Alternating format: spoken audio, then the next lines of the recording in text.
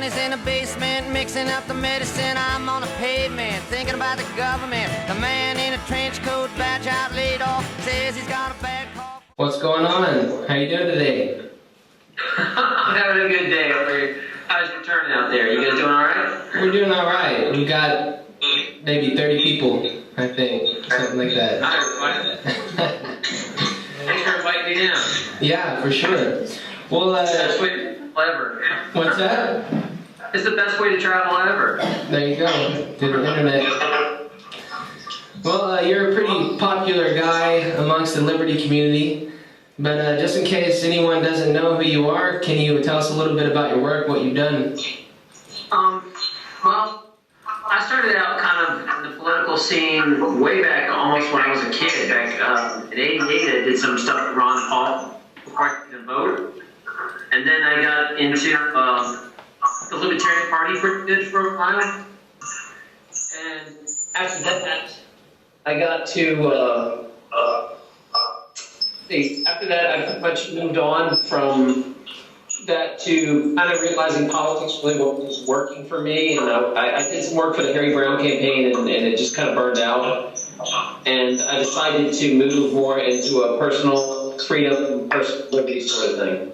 Got it. Cool. So, how did you become familiar with agorism? And for anyone that's new to it, could you give a brief explanation of what it is and why it's important? Sure. Agorism is pretty much go ahead and running a business without asking permission. It means kind of what your grandparents used to do, where you could actually run a business without a bunch of regulations. It's the basic free market is what you're looking at in its raw sense, that you're just going out there doing a business without asking permission. I think how I got into it was I got bogged down. Believe it or not, I used to be a chiropractor, and I was in the health field. And when I started, it wasn't too bad, but by the time I finished and sold my practice, the regulations were just ridiculous that were coming down the pipeline.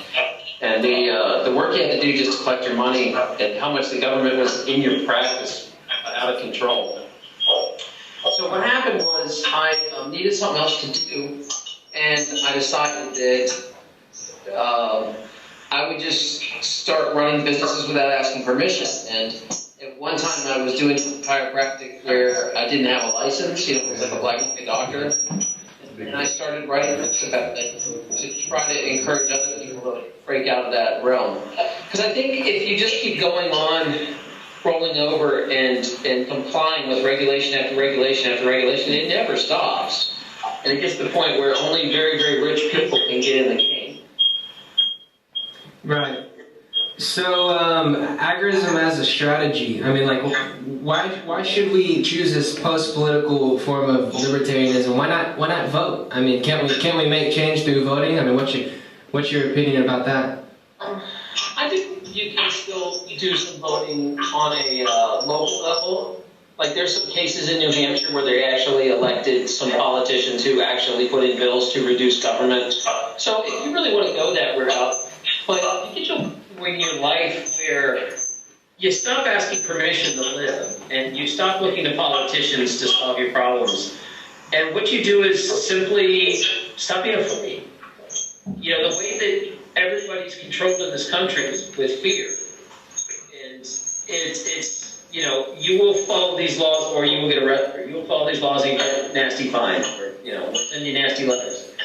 It's always this sort of fear. And what you have to do is get to a point where your mind, where you say, screw it, I'm going to live free and begin with the consequences. And then you find out it's really not that scary at all. Pretty much everybody leaves you alone as long as you don't go slap the tiger in the face.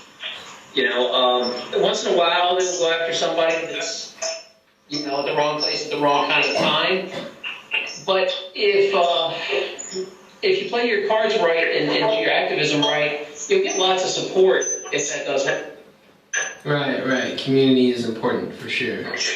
Right. That's the new deal. Is the book that you were asking about earlier. It's called How to Make a Living Outside the System: A Guide to Starting the Black Market. And what it really encourages is for you to tie into a community like they kind of do in New Hampshire or Austin, where that you run a business, and if you get in trouble, you'll have support because you're running a business that asks permission. So if I can get in trouble and go to jail, that jail's going to get flooded with phone calls. That jail's going to be, just harassed to death at me out there, all because I want to do a business. It's not like I'm hurting anyone or actually doing a real crime. I just want to run, bake cookies in my house and sell them without renting. Right. So that's the game plan. Trying to encourage people to stop being so damn scared. Go out, start a business, don't ask permission, just do it. And as long as you support other agribusinesses, they'll come to your aid if you get in trouble. And chances are you really get in trouble. I mean, there's so many businesses out there that don't ask permission. Sure.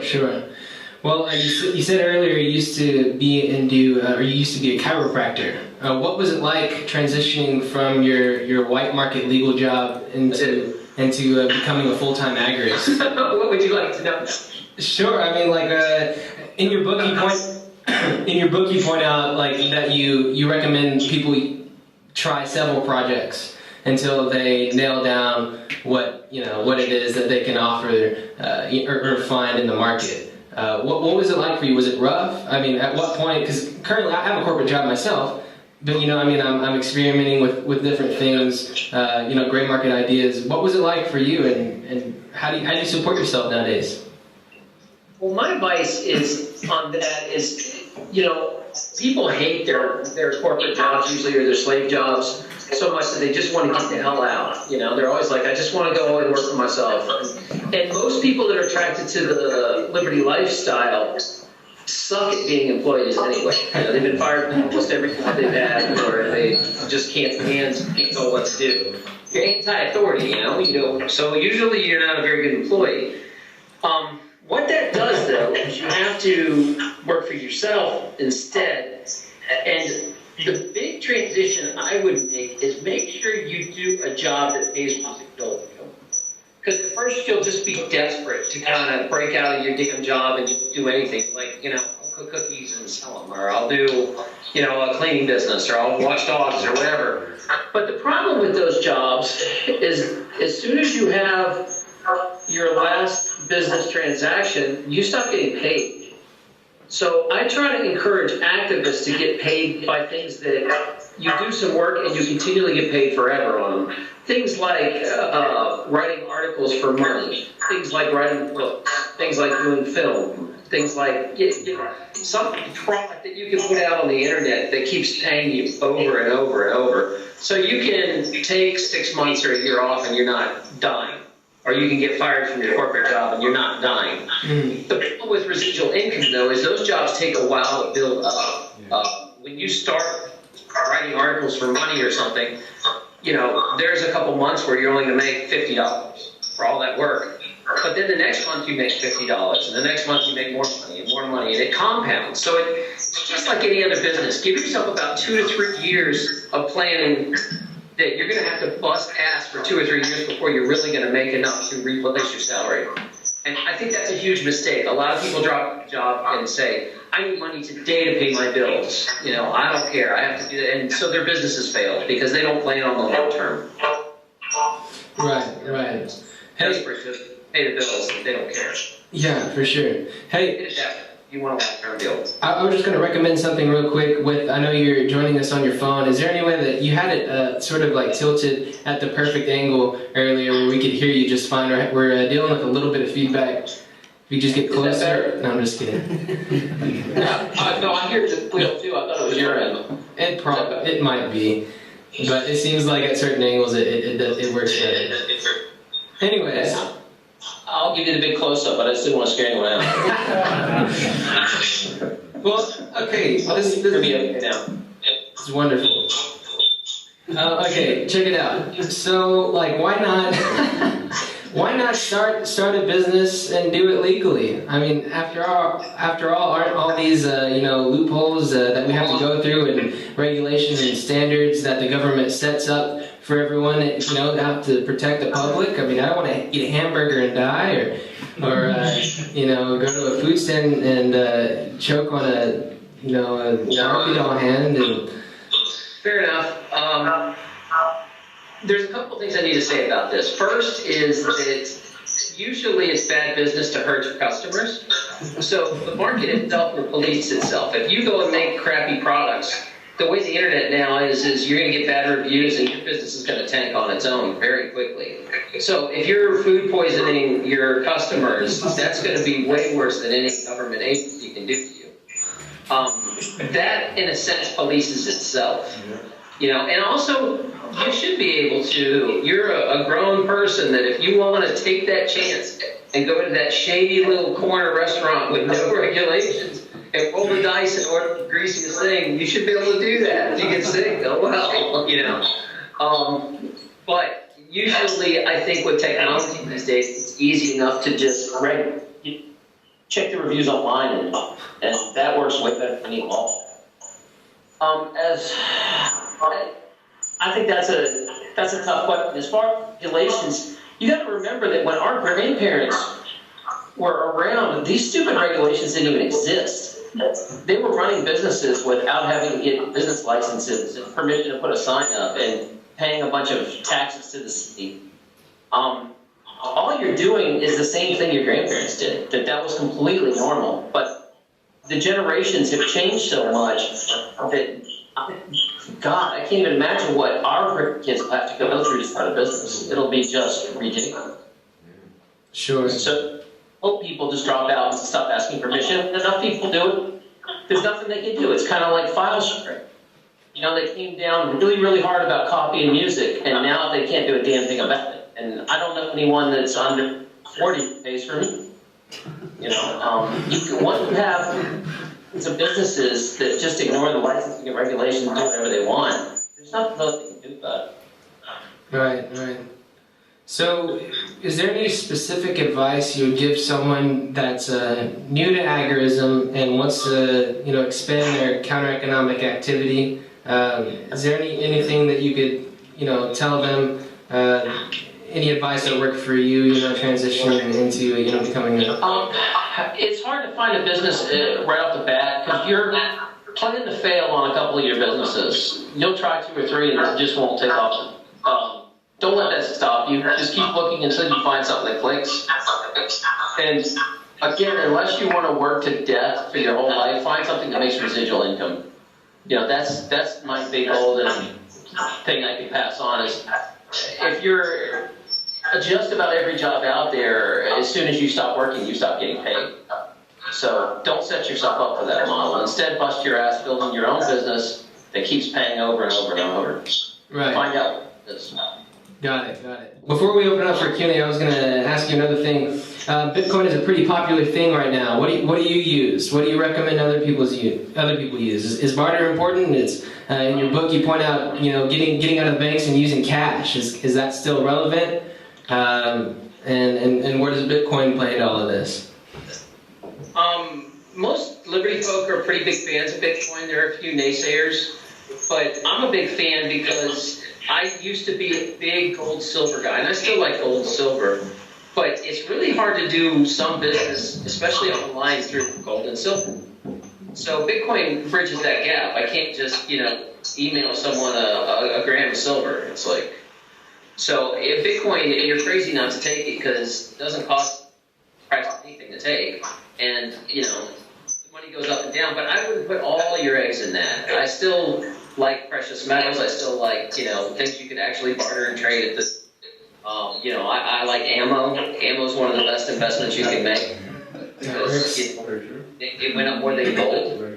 So, use some common sense and spread it around, what I would do. But you're crazy not to take it. It's so easy to set up Bitcoin these days. I would also suggest that you bust into some new markets, Litecoin, proto shares. Those are kind of promising coming up, and you could be one of the first people in. I made a bunch of money on Bitcoin because I was the very first author I knew that, like fiction author, that was openly promoting and selling my books through Bitcoin.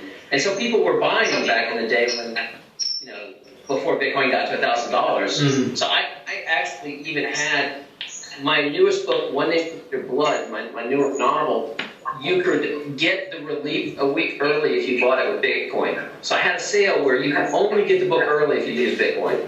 And that did really well. So, be innovative like that. Try to encourage people. Because it seems really stupid that we're trying to create this counter economy, but we're still using the government's money to do it.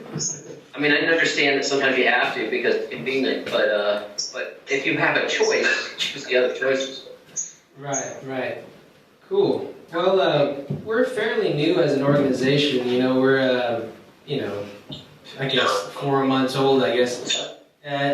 Is there any advice, you'd be able to give us as, where we should go from here? One of our goals is to set these monthly meetings to, educate on what agorism is, and we're also trying to create, somewhat of an agorist farmers market for all product, skills, and services for people to network and trade with. But is there anything that you'd give us advice on?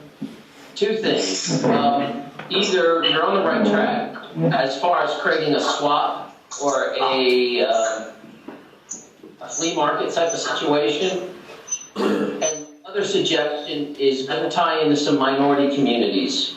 The Hispanic community and the Asian communities around me completely ignore the laws and always have. So if you go to like a Spanish flea market, you'll start tying in with all these straight people that completely ignore the laws anyway. These societies are already set up in the minority populations, and if you're friendly and you're open to them and nice, they probably didn't even know existed. Right. Cool. Awesome. I appreciate that. Yeah. Well, I guess we might as well open this up for a Q&A at this time. So if anyone has any questions specifically for Mr. Lupo, let us know. I mean, did he finish his bio? Like, I still, is he just a writer now? Is that what he's doing? Oh, how do I make my money now? I pretty much a full-time author. I've got about 20 different books and short stories, but I also am making documentaries. And my first one should be done hopefully in March. And I plan on basically using Kickstarters and donations to pay for those. I like to use the free model where you put something out for free and then hopefully people get back through donations. It's still kind of an experiment and I'm messing around with that, but I'm trying to create my own multimedia company is what I'm trying to do, where I'm making articles, I'm doing movies, and I'm doing books. And all three of those things pay residual income. Kickstarter takes a fee, Bitcoin does not. And actually, they actually have a Bitcoin version of Kickstarter that's kind of new, so I might be playing that. And there's a guy over, if you know Ernest Hancock with Phoenix, he just set something up this December that allows donations too, like that. A fundraiser, it's almost like a Kickstarter over there too for Bitcoin. So there's other ways to do it besides that. I don't know. It's going to be an experiment, frankly, with the film. The books I still sell on Amazon and give for free too. Cool. Yeah, I was interested in the same thing he was mentioning about this Hispanic and Asian communities. I was wondering if you could give some examples of what they're doing that's, agorist. Yes. When you first start out, the way to bust into these communities is go to the local flea markets, and you'll see everything under the sun for sale at these things. But they also have, if you look around, they have their own doctors, they have their own dentists, physicians. There's usually some guy that came over that was a doctor in his country and just can't jump through all the hoops to get licensed in here. So say you don't want to go into Obamacare, you've already got a network of doctors that are working for cash, that are used to it, and way cheaper, by the way, if you just get into the communities. This stuff already exists. The Liberty community just doesn't enter it because, frankly, I don't think they know about it, and it's kind of on the download everywhere. Cool. answer your question. DJ, I think you had a question? Yeah, I was asking what other residual business models, other than producing works of art and things like that, would you recommend for people to break into? Again, I'm more of a fan of electronic things like that I don't actually have to keep selling. But you write something, it keeps paying for itself. The other residuals obviously is investing. You can make money by investing and buying and selling that way. There was a good time where you could make.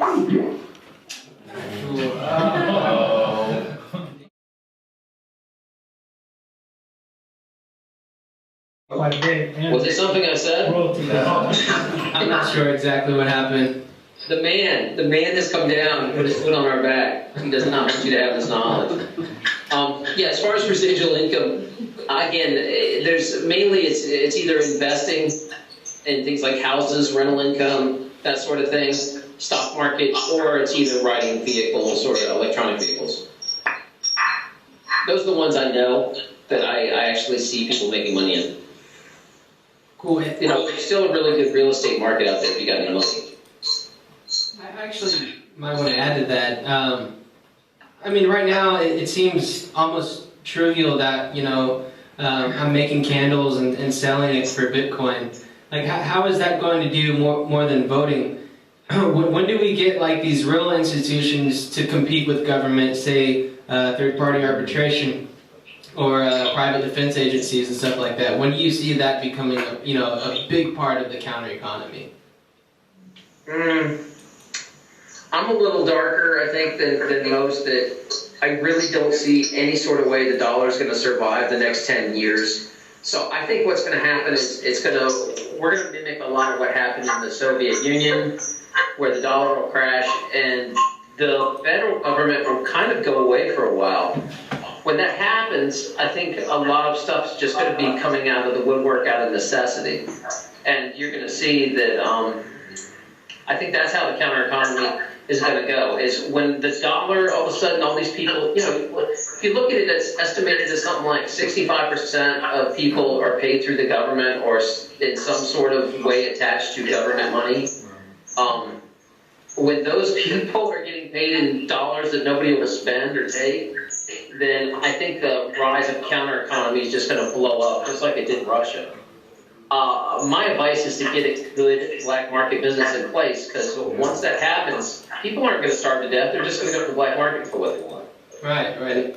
Creating jobs before the collapse, in other words. Right, and so you can position yourself in a highly profitable situation if you're already in play when this happens. Since I'm not trying to say doom and gloom, it's kind of a position of power, really, to get ready for that. And if the worst happens, if the dollar doesn't collapse, then you've got a good black market business. So, got it. Yeah, that makes a lot of sense. A lot of stuff I would also advise. Again, I'm a big fan of doing stuff electronically and making money on the internet. So in case you do want to just get up and get the hell out, you can, and your business stays with you.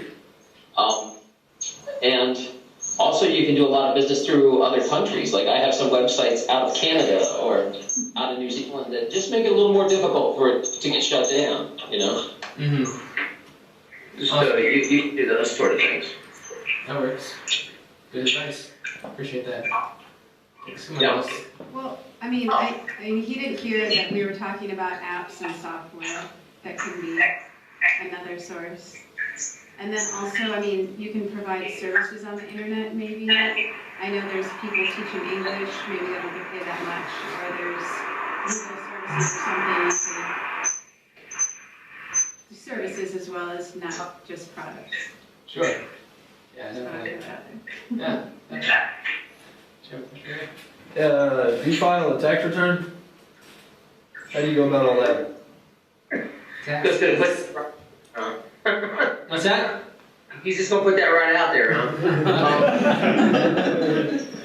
No, I don't pay taxes. I stopped a while back after I stopped being a chiropractor. I just have a moral issue of funding the war. I just won't do it, and so I don't. I'm open about it. I try not to wave a huge, hey, come get me IRS flag, but I'm also not shy to say that, they'll never get a dime out of me because I'm just morally opposed to it. I know it's a little risk, but you do. You guys More of us should do it? What? Do you think more of us should practice civil disobedience and not giving the government what they're trying to take from us? Millions and millions of people out there don't pay it anyway now. So if you're just joining that's already in play, they'll go after a couple of the big noisemakers. But I honestly think if you can just kind of lay low and not pay it until the dollar collapses, then all that shit's going to go away. When the dollar collapses, there's going to be a huge reshuffling, and taxes are going to be impossible to collect. Okay, to add to that, on your book, Outside the System, you chose that Amazonian frog as the symbol, and you said in the book that it basically represents what we should be as a community. Become so much of a problem to the state that they don't want to mess with us. So my question is, how do we balance that, laying low like you're trying to do, not wave the, screw the IRS flag, but at the same time being out there in the open, where should we lie at this stage? You have to be comfortable with what risk level you are willing to take in your own life. Somebody that has their own business, has kids, has a family, is going to be a lot slower to wave the flag and hey, come get me.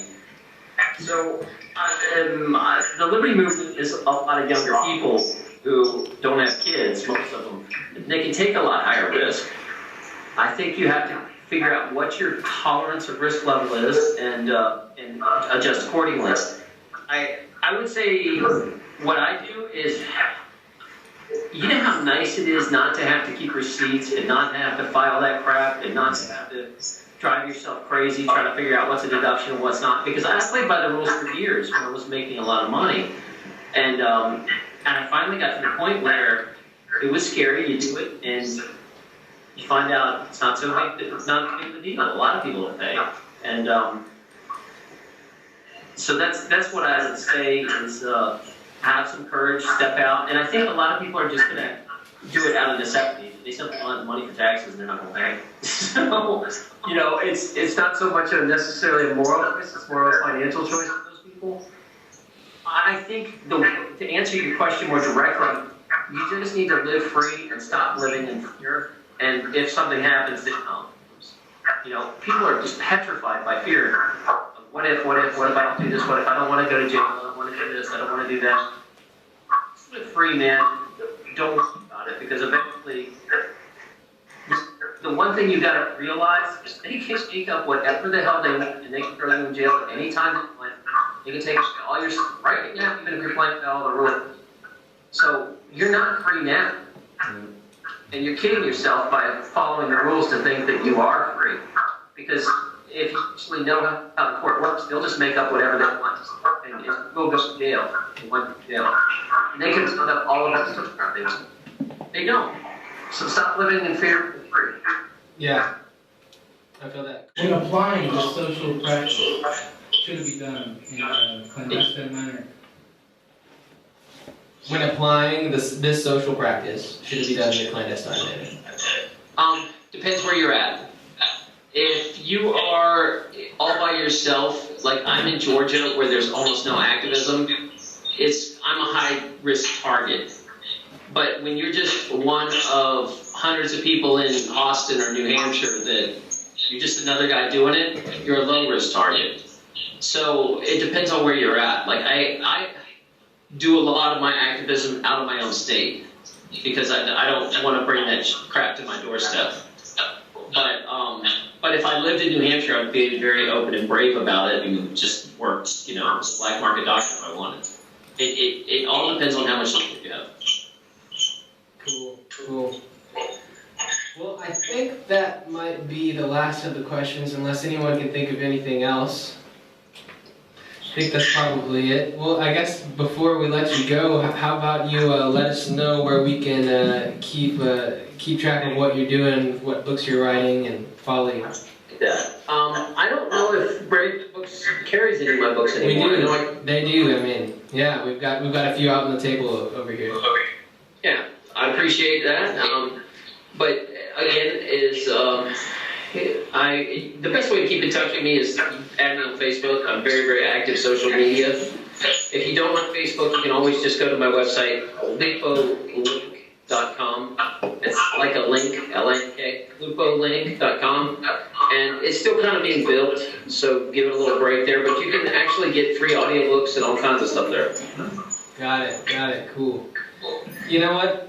Actually, I thought that was going to be the last thing, but I thought of something else. I should have asked you at the beginning. We've been friends, speaking of Facebook, we've been friends on Facebook for some time now, and I was wondering if there's any correlation between, the left libertarian type and agorism and cat loving.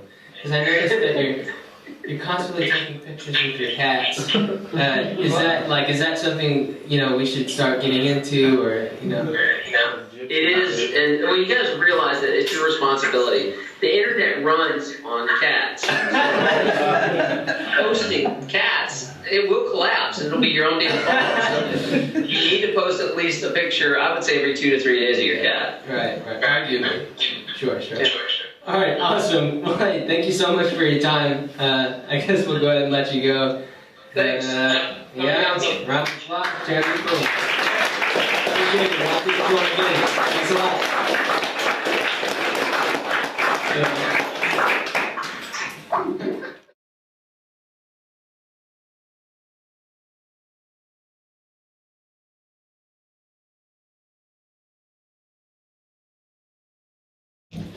Hello, my name is Justus Ranvier.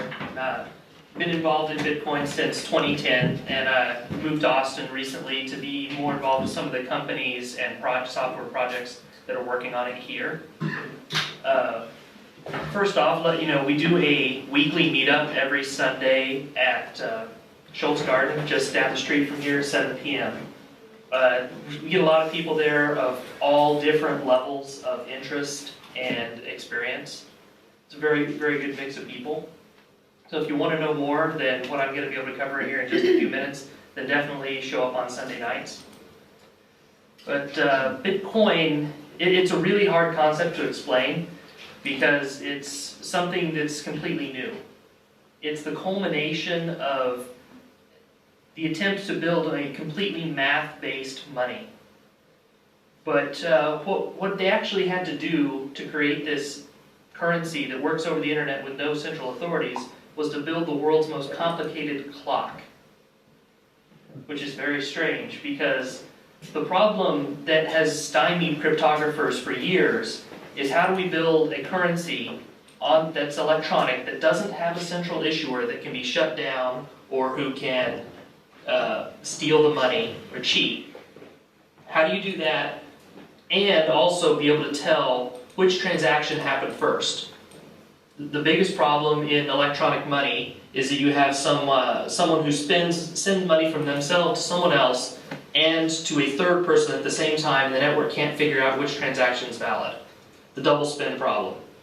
So cryptographers have worked on solving that for a long time, but finally the inventor of Bitcoin, who went by the name Satoshi Nakamoto, figured out a way to solve this problem using a process that he dubbed mining.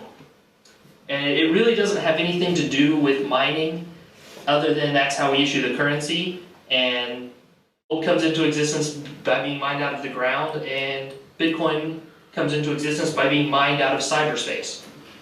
But really it is just the world's most complicated clock. Figure out which transactions happened first in a way that is provable and unambiguous, and now you can have a currency with no central authority.